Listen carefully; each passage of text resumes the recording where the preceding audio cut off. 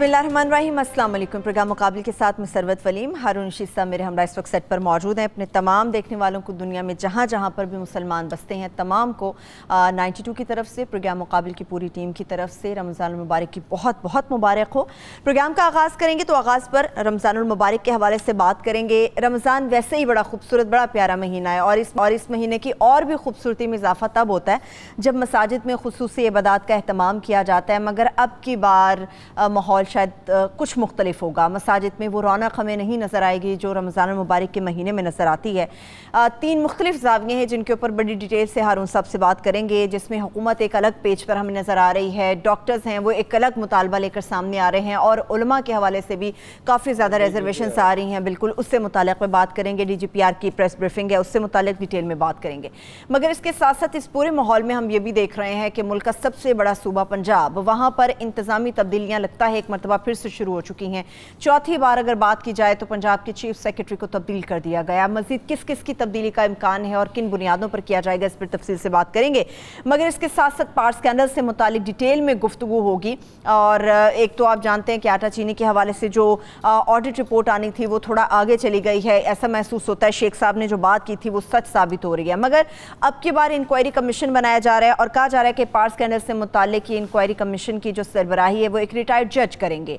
उनका नाम ज़ेर गौर है, उनसे मुताल्लिक़ बात होगी, उनकी क्रेडिबिलिटी और इसके साथ साथ मज़ीद कौन से नाम बेहद मौजू हैं उनसे मुताल्लिक़ मैं तफसील से बात करूँगी। मगर इन सब के साथ साथ हारून साहब, आप मीटिंग में एक बहुत बार शेयर करने वाले थे, मैं चाह रही हूँ रमज़ान की मुबारक आप भी हमारे देखने वालों को दे दें, फिर वो बड़ी खबर शेयर करें। मैं डर रहा हूँ वो इतनी बड़ी खबर सुनाते हुए नहीं सुनाएंगे। चलें ठीक है, चलें फिर खबर तो ये भी बहुत सुनाऊंगा जरूर। चले मुझे इंतजार रहेगा और मैं आपको पिन करती हूँ तो वो बड़ी खबर आप मुझे सुनाएंगे। आपसे वादा किया हुआ है, अब नतीजा जो भी हो, नतीजे की परवाह किए बगैर नतीजा जो भी हो। मौलाना तारिक जमील साहब ने भी माफ़ी मांग ली है। कल तक उनको मीडिया झूठा लग रहा था। मुझे वैसे अफसोस है, एक बहुत बड़ा आदमी जिसको लोग सिंबल के तौर पे देखते हैं हारून साहब, और उनकी तरफ से इस किस्म का बयान और फिर माफ़ी भी, क्या देख रहे हैं आप? असल में लोग इकबाल को नहीं पढ़ते, वरना मुल्ला के झांसे में कभी ना आए। मैं जानता हूँ अंजाम उसका जिस मार्के में मुल्ला हो गाजी। क्या बात है? बात यह है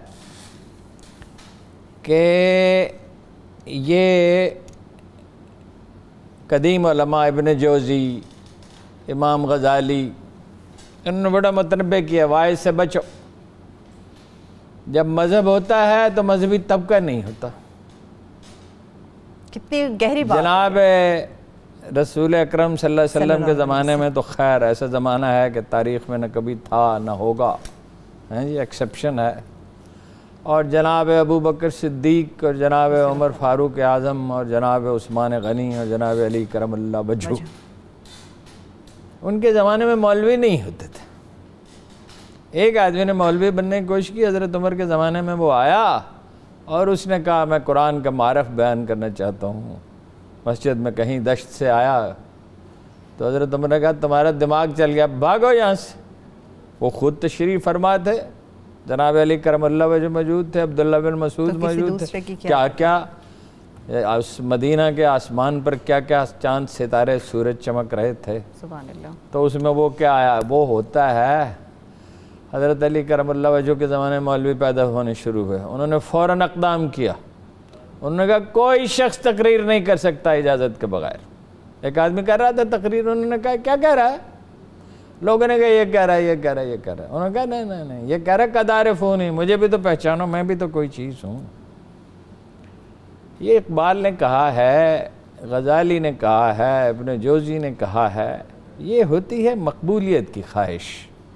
इस मकबूल आजकल चूँकि जर्नलिस्टों को गाली देना एक फ़ैशन है, जर्नलिस्टों में अच्छे भी हैं बुरे भी हैं, और फैशन को लोग ज़्यादा फॉलो करते हैं। और मौलवी साहबान भी फ़ैशन को फॉलो करते हैं, जैसे कि सब लोग करते हैं। इंसानों की अक्सरियत फ़ैशन को फॉलो करती है।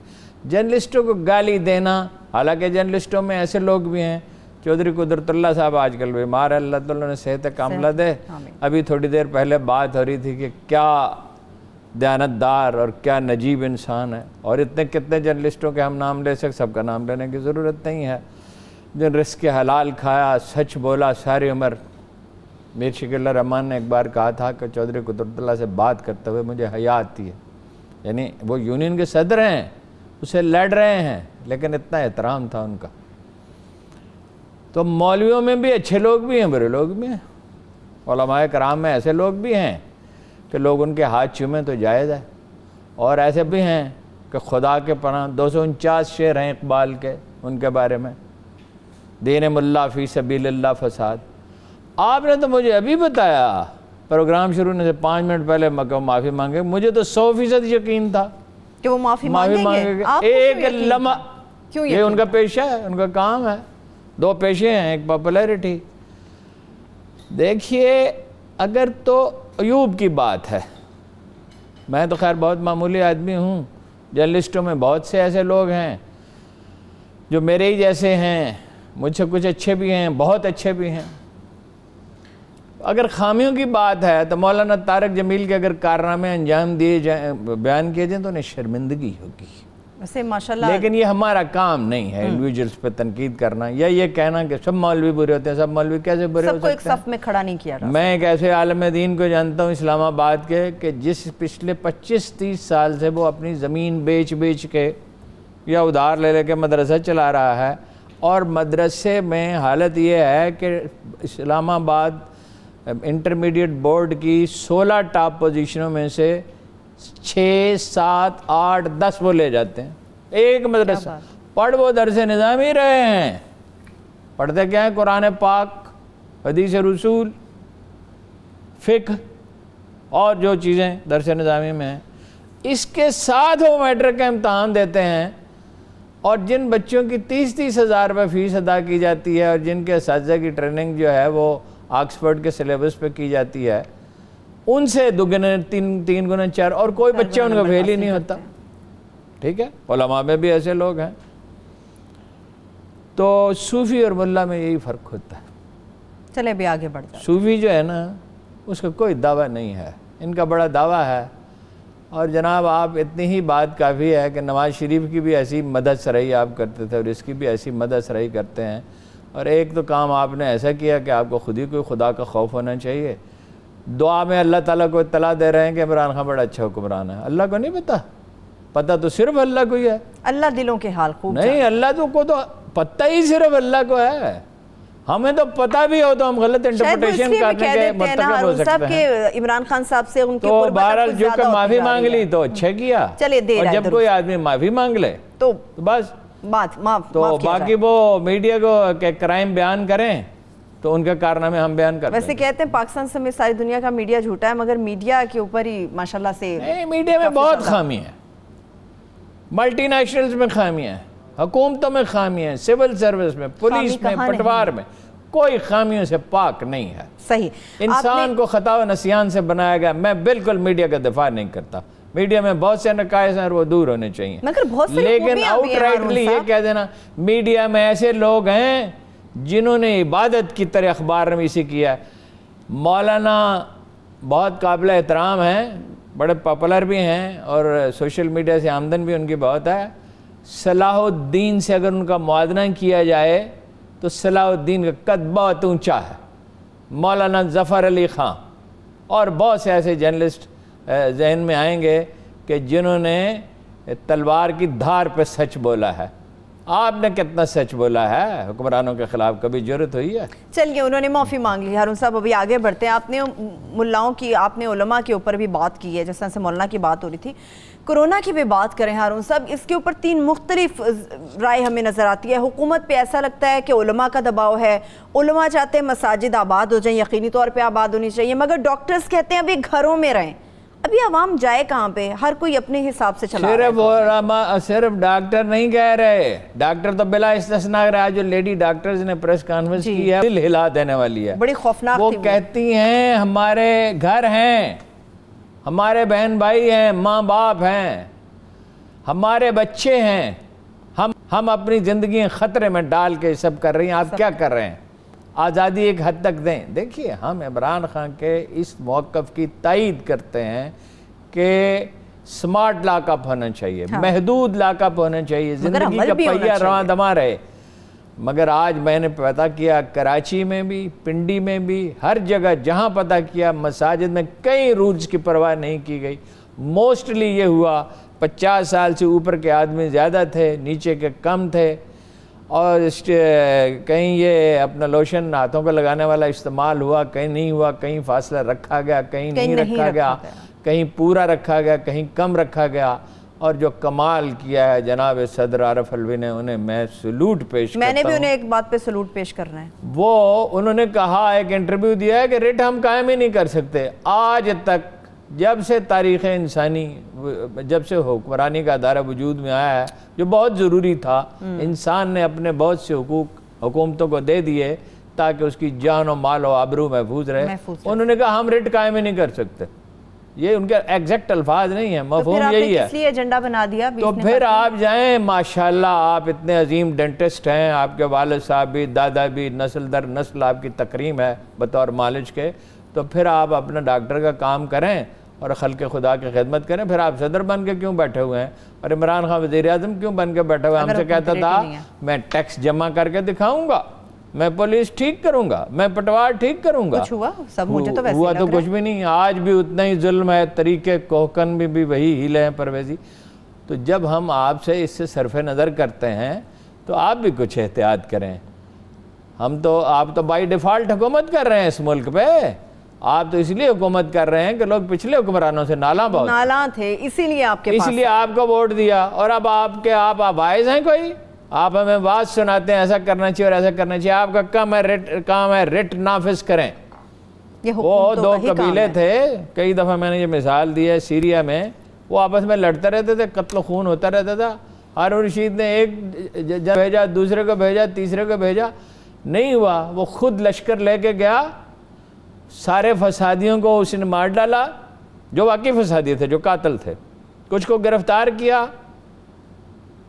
1200 बरस बीत चुके हैं नवाह दमिश्क में उन दो कबीलों में तसादुम नहीं। क्या बात है, क्या बात है, क्या बात है। पिछली सदी के शुरू में लंदन में लिसानी फसादात होते थे, उन्होंने कैसा, उसके बाद नहीं हुए। अब भी 4-5 साल पहले आपको याद है लंदन में दुकानें लूटी गई? जी जी बिल्कुल। उन्होंने रातों को अदालतें लगाई, वीडियो से काम लिया, एक एक मुजरम को। 2 लाख मसाजिद हैं, आपके पास 2 लाख पुलिस है। आप कहते हैं कि हमारे पास काफ़ी पुलिस नहीं है, वज़ीर आला पंजाब कहते हैं 30,000 से 10 स्पेयर नहीं कर सकता। आपसे किसने कहा 5 वक्त भेजें पुलिस हर मस्जिद में? सिर्फ मालूमात जमा करनी है। फजर के वक्त कहीं भेजें, असर के वक्त कहीं भेजें, जोर के। और एक जो है कांस्टेबल जो है वो 5 मस्जिदों का रात को डाटा दे सकता है कि कहाँ हो रही है एहतियात, कहाँ नहीं हो रही। और जहाँ एहतियात हो रही है उनको सलाम पहुँचे, कि इसलिए कि अल्लाह के घर आबाद कर रहे हैं तो बड़ी अच्छी बात है। 3 बातें अल्लाह ने कही हैं अपनी पहले सूरह बकरा के शुरू में, ज़ालिकल किताब ला रैब फीह हुदल लिल मुत्तकीन अल्लज़ीना युमिनूना बिल गैब व युक़ीमूनस्सलाता व मिम्मा रज़क़नाहुम युनफ़िक़ून। 3 बातें। गैब पे ईमान रखते हैं, अल्लाह पे, उसके फरिश्तों पे, उसके यौम आखिरत पे, हर चीज़ पे जो अल्लाह ने कही है। नमाज पढ़ते हैं तो बेहतरीन चीज़ है नमाज, और जो कुछ उसने दिया उसकी राह में से खर्च करते हैं। अब प्रॉब्लम यहाँ आता है खर्च करने में। नो प्रॉब्लम यहाँ आता है ना कि रमज़ानुल मुबारक में चंदा जमा होता है, मस्जिदों की तामीर नौ भी होती है, मुरम्मत भी होती है, रंग रोगन भी होता है, ज़कात का महीना है, उलमा को भी पैसे मिलते हैं। अब वो डॉक्टर सरार ठीक कहते थे कि ये एक पेशा नहीं होना चाहिए, अब ये एक पेशा बन चुका है। अहद अव्वल में तो नहीं था, अब ये एक पेशा है, और पेशे में बड़े बड़े लोग पैदा हो गए, शेखुल इस्लाम, शेखुल अरब वल अजम और पता नहीं क्या क्या कुछ। आज आपने देखा साहिब रसूल के साथ इस तरह का कोई लक़ब नहीं लगता जी। जनाब अबू बकर को कहते थे सिद्दीक, बे सच बोलने वाला, कभी झूठ बोला ही नहीं, ज़ाहिर है। जनाब फ़ारूक उमर इब्न ख़त्ताब कहते फ़ारूक सच और हक़ में, झूठ में तमीज़ करने वाला, तो इतना ही था। और जनाब उस्मान गनी बहुत सखावत करते। और जनाब अली कहते करमल्लाह वजहू, वैसे तो उनके फ़ज़ाइल बहुत हैं हर एक के, और जनाब अली करमल्लाह के वजहू के फ़ज़ाइल ही बयान करें तो प्रोग्राम ख़त्म हो जाए। बिल्कुल ऐसा है। लेकिन बस इतना ही एहतराम का जो थे, ये शेखुल इस्लाम है, ये शेखुल अरब वल अजम है, मकबूलियत का ऐसा बुखार इन्हें चढ़ता है। और भाई इनके लिए हुकूमत को ये चाहिए, जो इनका ये जो चीज़ किसी का हक़ हो वो माननी चाहिए। आप 1 करोड़ 20 लाख आदमियों को पैसे दे रहे हैं, तो इन 2 लाख मसाजिद के इमामों को क्यों नहीं देते? क्या इन्हें भूख नहीं लगती, इन्हें प्यास नहीं लगती, इनके बच्चे नहीं तो है? कोई तरीकेकार होता अच्छा, है हारून साहब उसके इनका भी। डिप्टी कमिश्नरों को कहें, अपना दूसरा मातहत उनके अमले को कहें कि भाई इनमें से जो लोग ज़रूरतमंद हैं 2 लाख क्यों, वो अगर खुद्दाम हैं, मुअज्जन है, 3 लाख हैं, 4 लाख हैं, 1 करोड़ 20 लाख को दे सकते हैं तो इनको भी दें।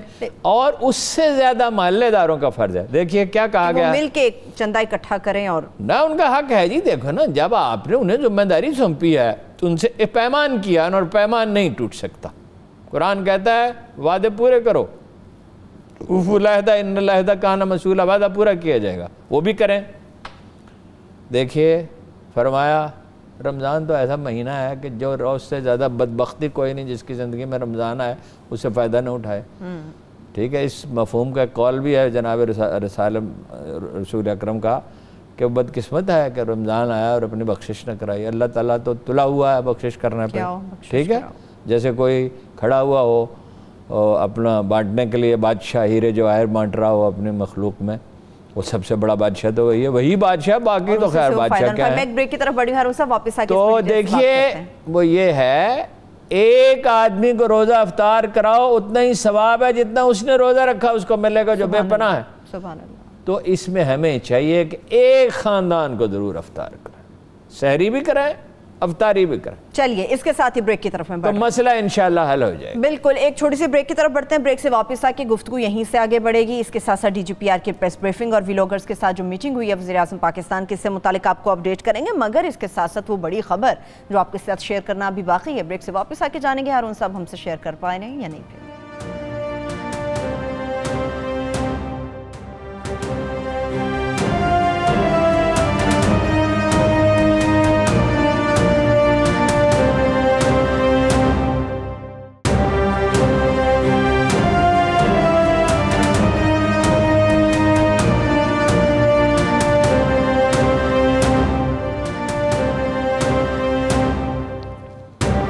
ब्रेक के बाद एक बार फिर से प्रोग्राम में हम आपको खुशामदीद कहेंगे। आगे तो बढ़ूंगी हारून साहब, बड़ी खबर शेयर कर लें।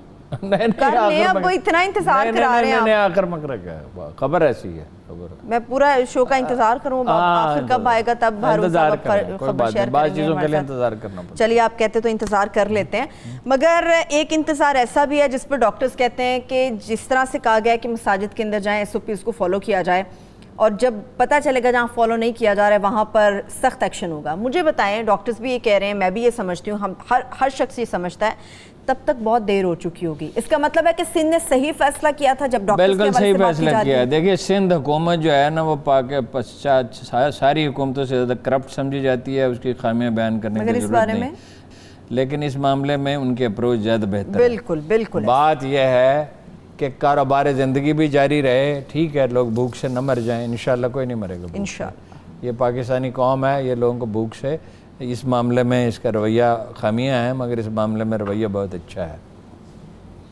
ये दिल्ली शहर नहीं है जहाँ से हर रोज़ 25 भूखों की लाशें उठाई जाती हैं। यहाँ पर बिल्कुल ऐसा नहीं। यहाँ लोग अपने पड़ोसियों का, रिश्तेदारों का ख्याल करते हैं, और इसमें पैरेलल सोशल सिक्योरिटी सिस्टम है जो आम लोगों की वजह से है।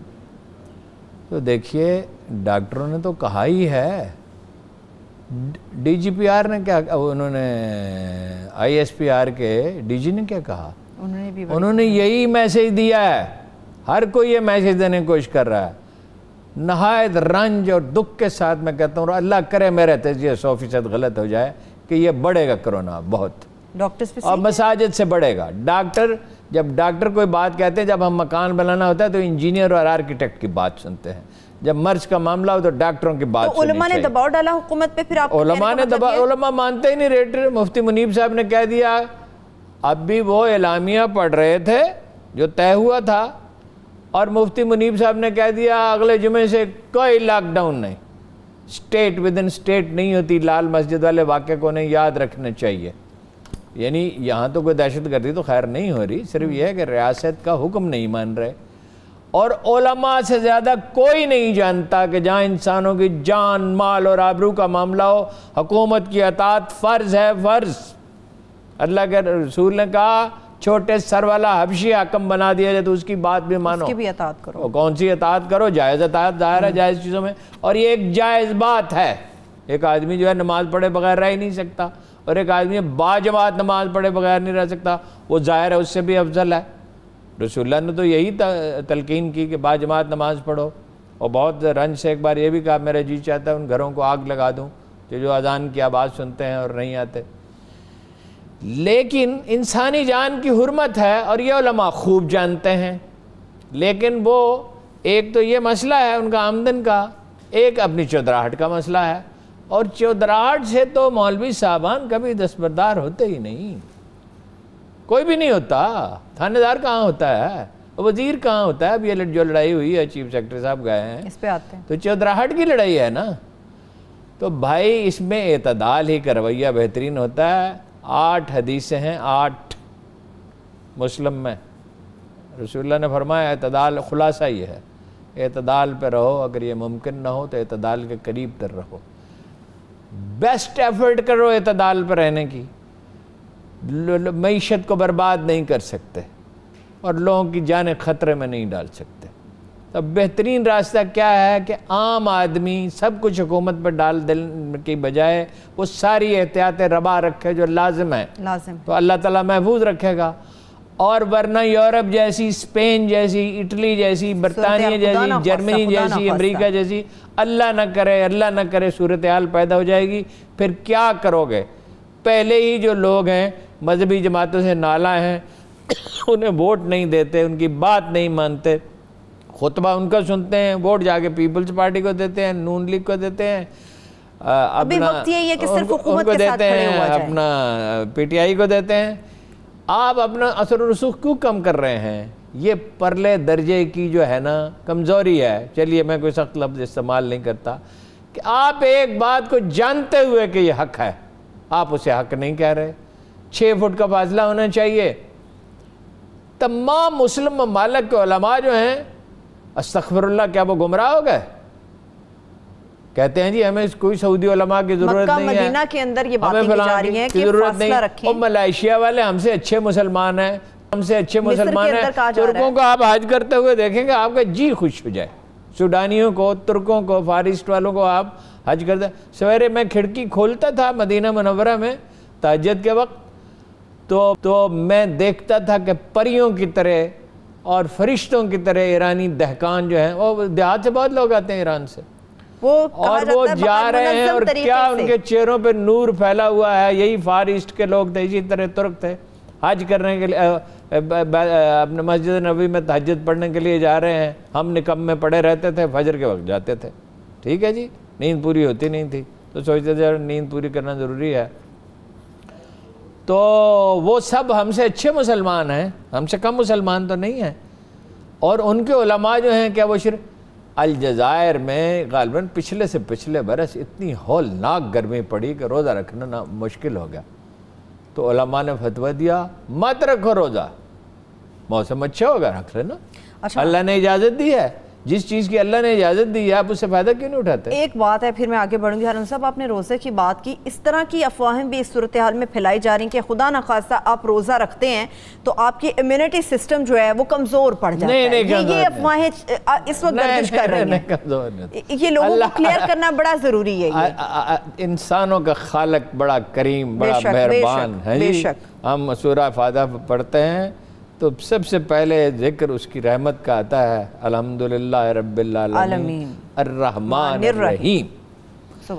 तो इम्यूनिटी जो है वो कम नहीं होती, बढ़ती है। ये जो इल्म वाले लोग हैं उनको फॉलो करें। रोज़े के बाद सेहत बेहतर हो जाती है। हकीम सईद मरहूम कहते थे, उन्होंने अपने पोते को बुलाया या नवासे को और कहा कि बेटा ये अपना जो है ये चने की थोड़ी सी दाल दूध में भिगो दो, हैं जी, और वो उससे सहरी करते थे। बहुत ही नफीस आदमी थे, बहुत ही नफीस आदमी थे और बड़ी खिदमत की मुल्क। सही। तो वो फिर कहने लगे कि जब वो रोज़ रमज़ान गुजर गया तो मैंने कहा आओ वज़न करें, देखो वज़न बढ़ गया कि कम हो गया। तो कम होने की बजाय ज़रा सा बढ़ गया था। वो तो खैर मोहतात आदमी, ज़रा थोड़ा सा वज़न उनका ज़्यादा था वैसे। जो लोग रोज़ा रखते हैं सारी दुनिया मानती है। जर्मनी में एक कंपनी है, वो 3 दिन का रोज़ा रखवाते हैं अपने लोगों से। उनके डॉक्टरों ने कहा 3 दिन में सिर्फ पानी पिया जाता है, कोई चीज़ खाई जाती ही नहीं है, पानी। और वो कहते हैं मेरा भाई साहब उनसे डील करते थे, वो एक अरब कंपनी के जनरल मैनेजर थे और वो वहाँ जाते थे उनसे, वो कहते हैं कि उसके बाद हमारी सेहत बड़ी अच्छी हो जाती है। तो अल्लाह ने तो आपके लिए एतदाल का रास्ता चुना, क्योंकि वो हमें जानता है, हमसे खूब वाकफ है। 3 दिन का रोज़ा हम नहीं रख सकते। सही है। अच्छा, वो अपना पिछली उम्मतें तो रोज़ा रखती 24 घंटे का। अच्छा, उसने हमें सहरी का मौका दिया है, अफ्तारी का इंसान के अंदर रेजिस्टेंस डेवलप होती है, इंसानी जिस्म बेहतर फंक्शन करता है। बिल्कुल गलत बात है, ये मैं नहीं कह रहा, ये डॉक्टर बेहतरीन और इसलिए हारून साहब कहते हैं कि इन वालों को जो है ना उनको फॉलो करना चाहिए। आपने बात छेड़ दी थी चुदराहट के चीफ सेक्रेटरी से मुतालिक, मैं यहीं से आगे बढ़ जाती हूँ, वरना व्लॉगर्स के साथ जो एक मीटिंग हुई है प्राइम मिनिस्टर की, मैं चाह रही थी उसके ऊपर भी आपसे उस पर बात करते हैं। देखिए जी, चीफ सेक्रेटरी साहब का मसला ये था कि बुजदार साहब रो पड़े जी, बेबसी रो पड़े, मतलब आंसू से नहीं, रो पड़े। जैसे एक चीफ मिनिस्टर होते थे कि हैदर भाई, वो एक दफ़ा यहाँ नवाज शरीफ साहब ने मीटिंग की 1990 में, लाहौर, गुजरांवाला, शेखुपुरा वगैरह में डकैतियाँ बहुत बढ़ गई थी, ख़ासतौर पर लाहौर और शेखुपुरा में। अच्छा। तो IG चौधरी सरदार मोहम्मद ने कहा 24 अरब रुपये चाहिए और इतनी गाड़ियाँ चाहिए, ये चाहिए, वरना लॉ एंड ऑर्डर तो ख़राब होता रहा। तो गवर्नर मियाँ अजहर ने कहा 1 रुपया भी नहीं चाहिए। तो मियाँ नवाज शरीफ साहब ने कहा आप जिम्मेदारी लेते हैं? उन्होंने कहा मैं लेता हूँ। उन्होंने कहा पुलिस करे मेरे हवाले, उन्होंने कहा IG से जी पुलिस गवर्नर साहब के हवाले। सही। उन्होंने जनाब इंटेलिजेंस अफसर लगाए और ऐलान किया कि जिसको जो शिकायत है वो मुझे भेजे। तो उन्होंने एक MNA के बाप समेत, एक वज़ीर के बाप समेत कई MNA और कई लोग जो है उनके ज़ेर ताब आए और एक वज़ीर के बाप को तो गिरफ़्तार भी कर लिया, ठीक है, और डकैतियाँ ख़त्म हो गई। तो गुलाम हैदर भाई रो पड़े कि अगर पुलिस मेरे मातहत नहीं है तो मैं क्या करूं। अपना रो पड़े जाके चीफ मिनिस्टर साहब, और 3 बड़ों की कहा जाता है कि मीटिंग हो रही थी, एक बैठक उसके बाद हुई तो ये फैसला हुआ। देखिए, वो कोई मातूब नहीं हुए चीफ सेक्रेटरी। अगर कुछ लोगों का ख्याल है ना कि वो मातूब हो गए, मातूब नहीं हुए, उनको फॉरेन सेक्रेटरी इंटीरियर लगा दिया गया ना, OSD नहीं है वो फौरन उनका OSD बना दिया गया। और भाई नया नोटिफिकेशन जारी होने तक चंद घंटे OSD रहे। तो रहे। तो देखिए, सिविल सर्विस का एक रवैया, एक कशमकश है सियासतदानों में, सिविल सर्विस में हमेशा से ये वाकई ऐसा है। पहली बात, वज़रा कहते हैं हमारी सुनता क्यों नहीं, और रूल्स ऑफ बिजनेस में वज़रा के इख्तियारात कुछ नहीं है, सूबाई वज़रा के इख्तियारात कुछ नहीं है। लेकिन ये तो बड़े पावरफुल हो गए, कोई वज़रा के इख्तियारात नहीं है। वज़ीर ख़जाना बजट बना सकता है और कुछ कहीं कहीं को इख्तियारात हैं, वो तो अपना दौ से काम लेके और इसरार करके। इख्तियारात वज़ीर आला के पास ज़रूर हैं, लेकिन भाई ये गाड़ी के 2 पहिए हैं, ये मिलजुल के काम करे। रूल्स ऑफ बिजनेस में एक तो तरमीम होनी चाहिए कि वज़रा को कुछ इख्तियारात दिए जाए। दूसरी बात यह है, जिन चीज़ों पे झगड़े होते हैं, मसलन ये इमरान खान ने कहा जनूबी पंजाब में जितना चाहे फंड खर्च कर दो, वज़ीर आला से कहा। वैसे वहाँ ज़रूरत भी है हारून साहब, ज़रूरत है, उन्हें नज़रअंदाज किया गया है, लेकिन हर काम का एक तरीका होता है। उनके साथ 20, 30, 40 साल ये होता रहा कि कम फंड मिलता रहा। अब उसका लगाएं हिसाब, कितना कम मिलता रहा, 20% कम मिलता रहा। जरा ब्रेक में हिसाब लगाते हैं हम थोड़ा सा। जो जितना कम मिलता रहा उसकी एक परसेंटेज तय कर लें। ये 83 अरब रुपए हैं वज़ीर आज़म के हल्के के लिए, और कोई 60 अरब रुपए हैं वज़ीर आला के हल्के के लिए, और 7 वाले बकर के हल्के के लिए नहीं है। ये तो कोई तरीका नहीं है। उनको बराबर लाएं, जैसे मशरकी जर्मनी को मगरबी जर्मनी का बराबर लाया गया, जैसे फील्ड मार्शल अयूब खान के दौर में आखिरी बरसों में रुपए का रुख मशरकी पाकिस्तान की तरफ मोड़ा गया। पंजाब को भी इनके बराबर लेके बराबर लाएं, ये उनका हक है। एक छोटी सी ब्रेक की तरफ बढ़ रहे हैं। नहीं, ठीक है, एक ब्रेक की तरफ चलते। जब ब्रेक से वापस आएंगे गुफ्तगू यहीं से आगे बढ़ेगी, मगर इसके साथ साथ पार्स स्कैंडल से मुतालिक भी बात करेंगे कि इंक्वायरी कमीशन के हवाले से कौन से नाम बेहद मौजू हैं जिनका इंतखाब किया जा सकता है, और जो तहकीकात ज़ीरो टॉलरेंस के ऊपर करेंगे। एक छोटी सी ब्रेक से वापस आके इस पर बात करेंगे, हमारे साथ रहिए।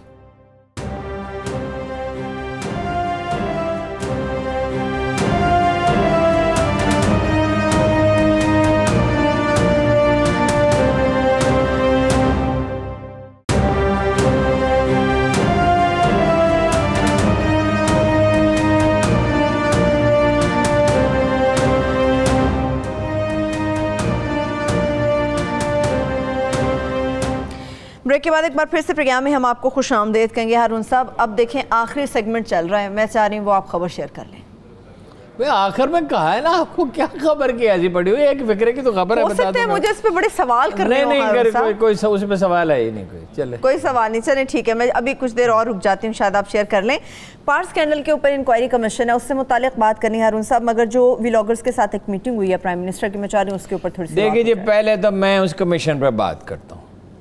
मैं जज साहब जो हैं, मैं बिल्कुल उन्हें नहीं जानता, जाहिर है बहुत बेहतरीन आदमी होंगे। एजाज अफजल साहब, एजाज अफजल जाहिर है बहुत बेहतरीन जज होंगे, तो उनको लगाया गया है। जब ऐसा मौका होता है तो बेहतरीन का इंतखाब किया जाता है। लेकिन मैंने 1913 के इलेक्शन में ये अर्ज किया था कि जज का एक मसला होता है, जज का एक ख़ास तरह का काम है, अपना काम वो बेहतरीन भी कर सकता है अगर करना चाहे, लेकिन इंतज़ामी अमूर में लाजम नहीं है कि वो बड़ा एक्सपर्ट हो, और तफ्तीश के मामलात में मुमकिन है कि वो उतनी परफॉर्मेंस न दिखा सके जितनी को ज़ाहिर है पुलिस वाला दिखा सकता है। मेरी तजवीज़ ये है कि इस पे डॉक्टर शुएब सैडल को या जुल्फ़िकार चीमा को लगाया। उसकी वजह क्या है? उसके देखिए, डॉक्टर सैडल को लगाया आपने, ये अफगान ट्रेड पे पाकिस्तान की आमदन 12 अरब रुपये बढ़ गई, और अगर उनकी रिपोर्ट पे पूरा अमल होता है तो 50 अरब सालाना बढ़ जाती। 50 अरब मैं कह रहा हूँ, एक रिपोर्ट ही लिखी ना, तरीका बता दिया कि जैली मोहरें हैं, रास्ते में लगती हैं, ट्रक कराची से आगे जाते ही नहीं हैं, जाते हैं तो थोड़ा सा आगे हैदराबाद में खाली हो गए या लाहौर में खाली हो गए, और जैली मोहरें लगा कर रिश्वत दे के वो कर लेते हैं, तो उससे आमदन बढ़ गई। उनको आपने मलिक रियाज के अरसलान के मामले में बनाया जाए, सुप्रीम कोर्ट ने दोनों दफ़ा सुप्रीम कोर्ट ने बनाया, तो वो बहुत वेल रिप्यूटेड आदमी है, वो तुर्क पुलिस के एडवाइज़र हैं, वो जापानीज़ पुलिस के एडवाइज़र हैं, उनको ब्रिटिश पुलिस उनसे मशवरा करती है। दुनिया में जितनी कॉन्फ्रेंसें होती हैं जस्टिस सिस्टम पे, उसमें से कम 1/3 की वो सदारत करते हैं। पाकिस्तान के लिए बड़ा एजाज़ है, दुनिया की टॉप यूनिवर्सिटियों के पेपर वो देखते हैं, दुनिया की टॉप थिंक टैंक उन्हें इन्वाइट करते हैं। अच्छा, जुल्फ़िकार चीमा साहब के बारे में, अगरचे उनके भाई मुस्लिम लीग के एमएन है, लेकिन उनकी इंसाफ पसंदी का हाल ये है कि उनके वो भाई मुस्लिम लीग के एमएन थे, वो गुजरांवाला के डीआईजी थे, उन्होंने 10 वो बैलेट बॉक्स लेके भागे अपना मुस्लिम लीग वाले, उन्होंने मुस्लिम लीग के उम्मीदवार को गिरफ्तार कर लिया और पीपल्स पार्टी का उम्मीदवार जीत गया। वो किसी की परवाह नहीं करते और डिलीवर करते हैं खूब, यानी पासपोर्ट 2 लाख जमा हो गए, नहीं बन रहे थे, वो गए, उन्होंने कहा कि भाई ये बनेंगे 1 हफ्ते में, जिन अफसरों ने कहा ये नामुमकिन है, उन्होंने कहा आप छुट्टी करो, यानी कि डंडे पे काम हो जाता है, डंडे पे डिलीवर करते हैं। नहीं, काम भी जानते हैं ना, काम तो डॉक्टर सैडल से ज्यादा कोई नहीं जानता, लेकिन यहाँ तक एतबार का और एतमाद का तल्लुक है तो जुल्फ़िकार चीमा कम काबिल एतबार नहीं है। जहाँ कहीं गए क्राइम रेट गिरता, डॉक्टर सैडल तो चार्ज लेते हैं तो 15% क्राइम रेट गिर जाता है, 20%। कराची का मसला उन्होंने किया था ना। तो या एक सूरत यह है कि जज साहब के साथ इन्हें लगाएं। देखिए, डॉक्टर सैडल को कई ओहदों की पेशकश की वज़ीर आज़म ने, उन्होंने हर दफ़ा माजरत की, लेकिन इस काम से मैं यकीन के साथ कहता हूं कि वो इनकार नहीं करेंगे। ठीक है, और अगर वो इनकार करेंगे तो मेरे जैसे कितने ही लोग उनके घर के बाहर जाके खड़े होंगे और कहें डॉक्टर साहब मेहरबानी करें, इनकार न करें, पाकिस्तान का 200-400 अरब रुपया साल का बचना शुरू हो जाएगा। सही।